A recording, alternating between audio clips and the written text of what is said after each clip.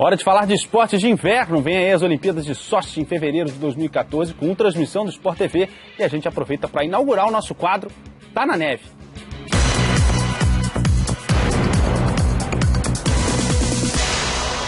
Estamos na neve sem aquele frio, né, Marcelo? Marcelo Melo, comentarista do curling, capitão da seleção brasileira. O curling, desde as Olimpíadas de Inverno de Vancouver, em 2010, o Sport TV transmitiu, o curling virou o xodó do Sport TV, o xodó do brasileiro.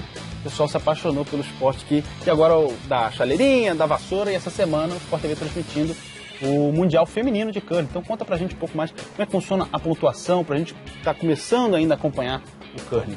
Bom, o curling é composto de 10 ends, onde você joga 5, depois tem um intervalo, como se fosse o primeiro tempo. E no esporte apenas uma equipe pontua em cada end. Então você pode ter o máximo de 8 pontos, o que é raro, porque cada equipe é composta de 4 jogadores e cada jogador faz 2 lançamentos. Então você pode ter uma pontuação máxima em cada end por 8 pontos. Quando você vai jogando, cada end ele vai sendo acumulado. Então você marca 2 pontos no primeiro end, o adversário marca 1 no seguinte, 2-1. Você volta a marcar 2 pontos, por exemplo, 4-1 e assim por diante. Como você pontua? No curling, a gente está vendo aí algumas imagens do gelo, você tem um alvo chamado a casa, que é composto de um círculo azul de 12 pés, o círculo branco de 8, o círculo vermelho de 4 e o botão, que é o centro do alvo.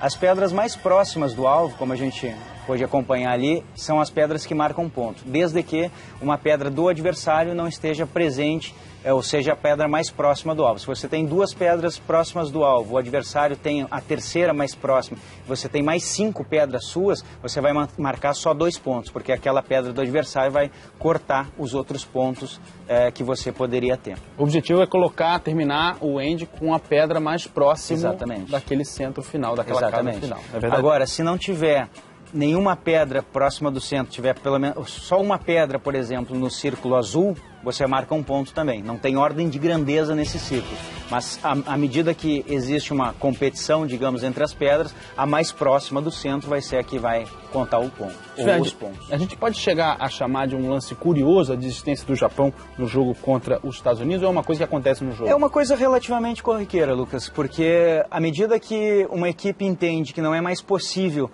alcançar o score, que foi o caso do Japão contra os Estados Unidos hoje à tarde, a gente está olhando aí algumas imagens, a equipe pode simplesmente, num gesto cavalheiresco, apertar a mão do adversário, significando uma desistência. Que não dá mais. Desde que esteja pelo menos no 6º end durante a fase classificatória e a partir do 8º end na fase final. Seleções favoritas, Canadá e Suécia? O Canadá sempre é favorito, é uma das nações principal do curling.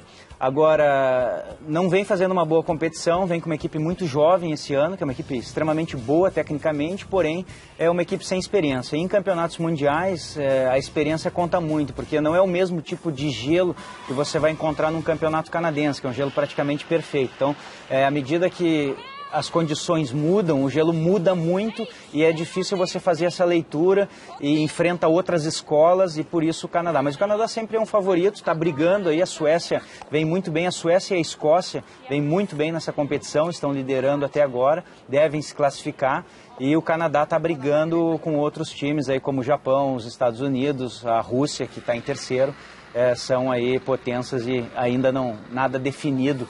Amanhã a gente tem o penúltimo dia da fase classificatória e quinta-feira acaba, cada equipe ainda joga 4 vezes. Nós tivemos hoje Suécia e China, Estados Unidos e Japão.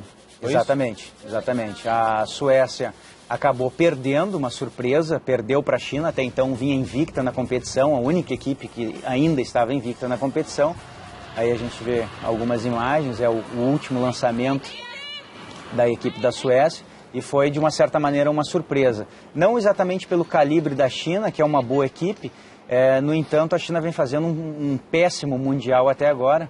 Aí, o lance que originou foi o ponto vermelho, aquela pedra direita ali onde ela tocou, estava um pouco mais perto do alvo, marcou um ponto e acabou levando por 6-4. E a gente está vendo Estados Unidos e Japão. Isso, esse é o jogo que a gente comentava agora há pouco. Nesse jogo, o Japão entendeu que não era mais possível alcançar a diferença que os Estados Unidos colocou na frente e aí acabou desistindo. Como se aos 45 do segundo tempo tá 5-0 pro time, você fala assim, bom, acaba o jogo, exatamente, não dá mais pra gente alcançar. Nesse caso aí eu te diria que até pelos 35, porque acabou já bem mais cedo. É certo. E o Sport TV transmite durante a semana até as finais do domingo? Isso. No domingo a gente cobre a final aí. Durante toda a semana no Sport TV 2 e no domingo no Sport TV, 9 da manhã, as finais do Mundial Feminino de Curling. Marcelo Melo, obrigado pela sua participação aqui no Tá Na Neve. Um prazer. Inaugurando Tá Na Neve.